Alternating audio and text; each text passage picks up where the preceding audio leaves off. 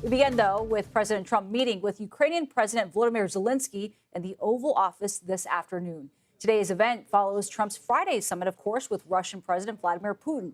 Now, before that meeting, President Trump had been calling for a ceasefire to the Russia-Ukraine war. However, he dropped that demand after speaking with Putin. Now, Trump did insist, though, that both Ukraine and Russia want the war to be over. The war is going to end. When it ends, I can't tell you, but the war is going to end, and this gentleman wants it to end, and Vladimir Putin wants it to end. I think the whole world is tired of it, and we're going to get it ended. This afternoon, President Trump will hold a multilateral meeting with European and NATO leaders, and that includes NATO Secretary General Mark Rutte as well as EU President Ursula von der Leyen. For more on the Zelenskyy meeting, though, let's turn now to CBS News Chief White House correspondent Nancy Cordes. Nancy, thanks so much for being with us. What stood out to you in this initial meeting that just wrapped in the press conference between the two presidents? Well, first of all, it was a much friendlier meeting than their last sit-down in the Oval Office 6 months ago, Nancy. Volodymyr Zelenskyy, the president of Ukraine, seemed to, speak when absolutely necessary, but otherwise he let President Trump do most of the talking, and the vibe between the two of them seemed to be pretty genial. But when it comes to specifics, there is a major gulf, particularly when you heard the president talk about the fact that he no longer believes a ceasefire is even necessary, that he thinks it's fine to go directly to negotiations for a more permanent peace deal, which is something that Vladimir Putin has been arguing all along, and President Trump, after their 3-hour meeting in Alaska on Friday, suddenly seemed to take his side. And that, along with a couple of other points of discussion between Trump and Putin, alarmed Zelenskyy and European leaders so much that they scrambled, and all of these European leaders decided to come to Washington, essentially to serve as backup for Zelenskyy and his point of view here in Washington today. I mean, when you think about it, the only time that we see an array of leaders like this, President Trump, Keir Starmer, Giorgia Meloni, Chancellor Merz of Germany, and Macron of France, is at a major summit like the G7 or the NATO summit or G20 or something like this. But they're all here.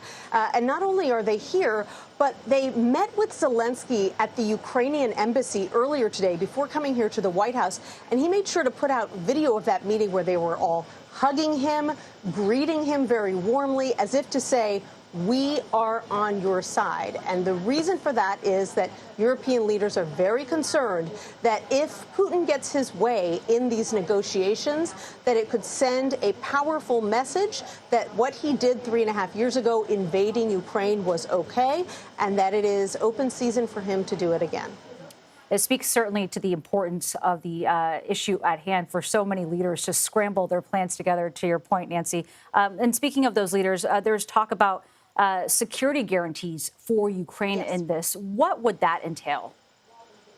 That would entail European countries and most likely the U.S. as well, providing guarantees to Ukraine that if it ever were to be attacked by Russia again, that they would come to Ukraine's aid. Essentially, something akin to the Article 5 agreement that NATO countries have with one another that says that an attack on one is an attack on all. So it gives Ukraine those kinds of security guarantees without requiring Ukraine to join NATO in order to get them, because we know that that is one of the things that Putin is most adamant about, which is that Ukraine not be allowed to join NATO, to become more permanently a part of the West. And Zelenskyy has been equally adamant that he needs that kind of backup. And President Trump, interestingly, in the Oval Office, didn't rule out the possibility of U.S. peacekeeping troops on the ground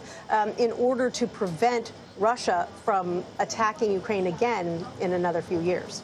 And Nancy, talking about why this is really unfolding the way it has, especially when the president and other administration officials, they've been so quick to say in the past that this is not America's war. So why are the United States and President Trump playing this role that they are now? Because President Trump likes to be a deal maker, and he is especially enamored with the idea of not just winning a Nobel Peace Prize, but ending this war, the biggest war in the world right now. In fact, when he was running for president, he said he was going to end the war on day one, and he now frankly acknowledges that it has turned out to be more difficult than he first thought. And so he's doing some shuttle diplomacy. Not all leaders from Europe and elsewhere agree with the way he's conducting that diplomacy. They fear that he was too deferential to Vladimir Putin, basically rolling out the red carpet in Alaska on Friday for an indicted war criminal. But nonetheless, he is the first person to at least try to engineer an end to this war. And so right now, European leaders are very reluctant to criticize him publicly. Zelenskyy certainly very reluctant as well, because this is the best chance at peace that anyone has seen in the past 3.5 years. Nancy Cordes, thank you very much for joining us. We appreciate it.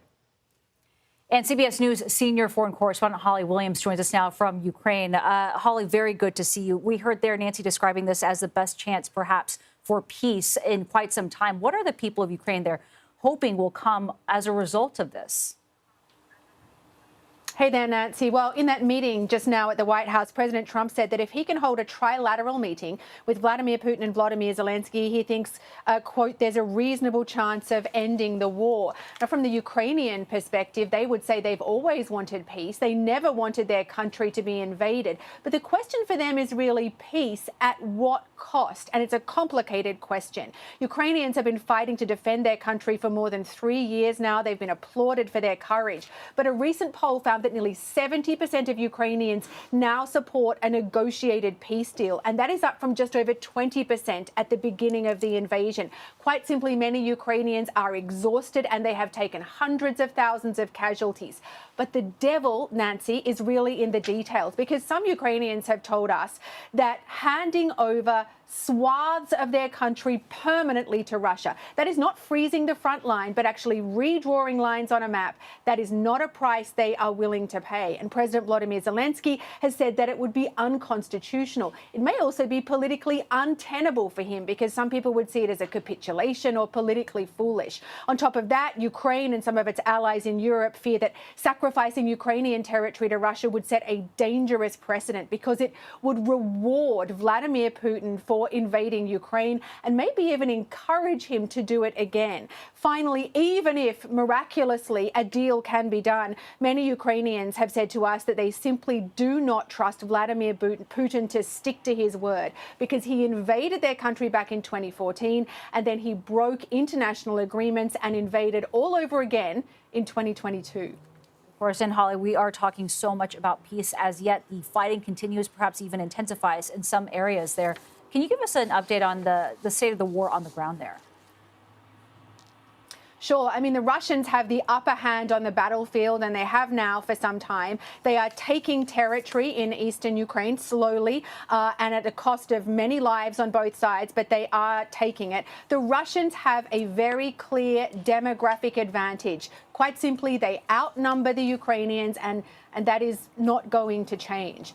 To give you a sense of what life is like now in Ukraine, early this morning in the city of Kharkiv, which is to the northeast of here, just before sunrise, Ukrainian officials say that a swarm of Russian drones partially destroyed an apartment building in that city. They say that at least 5 people were killed, including a baby girl.